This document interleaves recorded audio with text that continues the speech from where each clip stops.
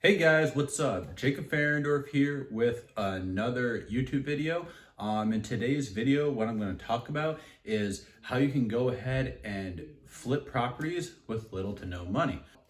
If you're new here to the channel, a little bit what I talk about is I talk about real estate, stocks, finances, ATMs, businesses, e-commerce, and ways on how you can make money outside your 9 to 5. So what I really appreciate is go ahead, smash the like button for the YouTube algorithm, as it really helps out the channel.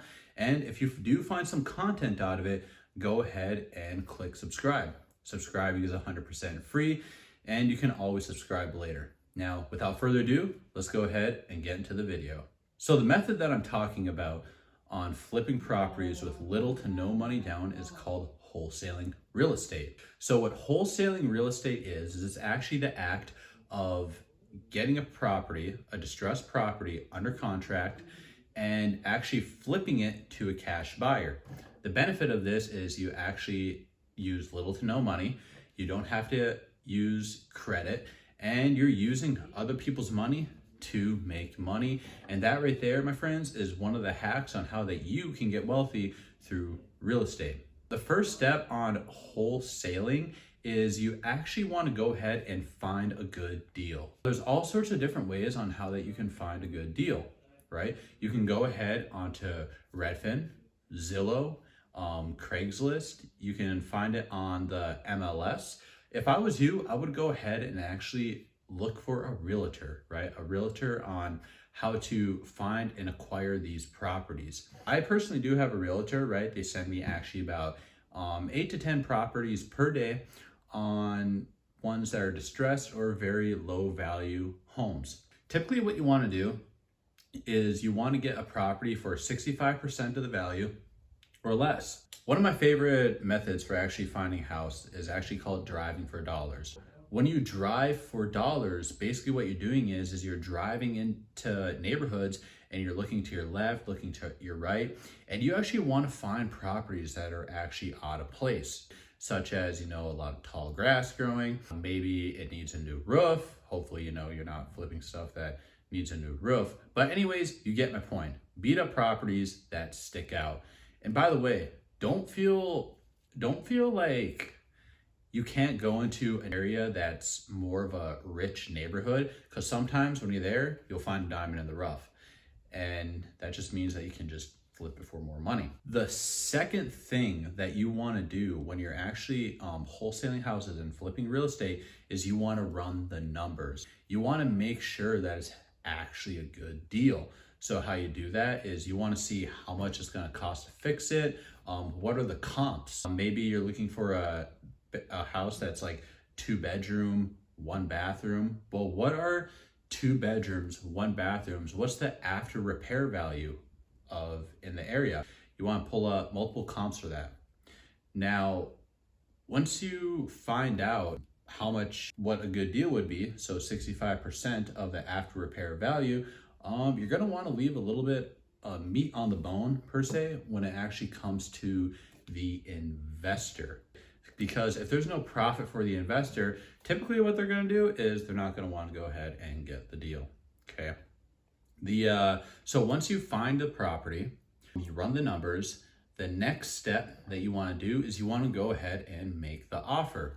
Now when you're looking at these distressed properties, when you're looking at these homes, I can actually go ahead and drop a whole different video on that. Today's video is actually going to be more it's going to be generally what wholesaling is. I'm not going to dive too much into everything, but I definitely will dive into those topics later in different videos.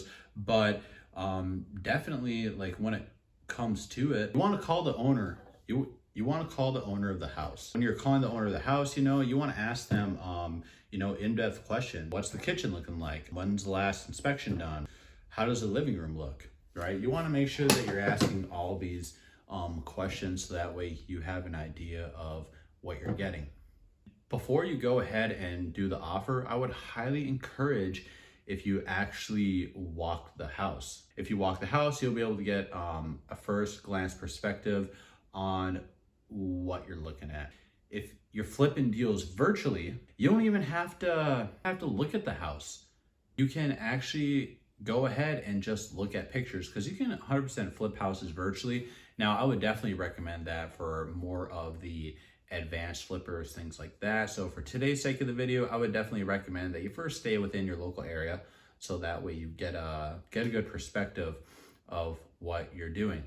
All right, so now you found the property, you ran the numbers, you presented the offer. Now that the seller accepts your offer, the next thing that you want to do is actually get it under contract. When you get it under contract, generally you're going to have to pay something called earnest money. Now remember, earnest money is always paid to the title company.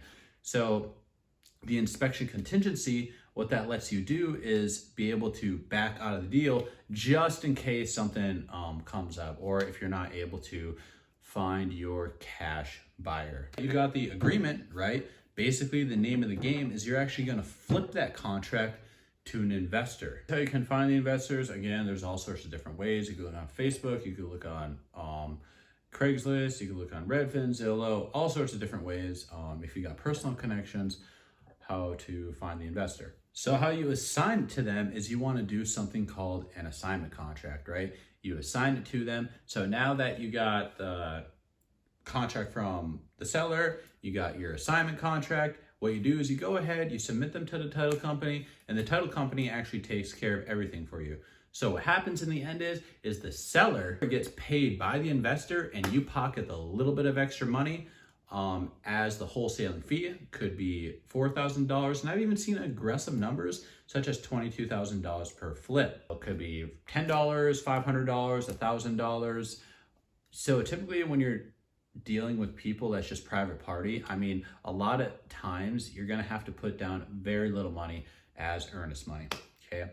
Generally what you wanna do is you wanna shoot for a 30-day closing with a 10-day inspection contingency. That pretty much covers it on, you know, the general concept and the general aspect of wholesaling.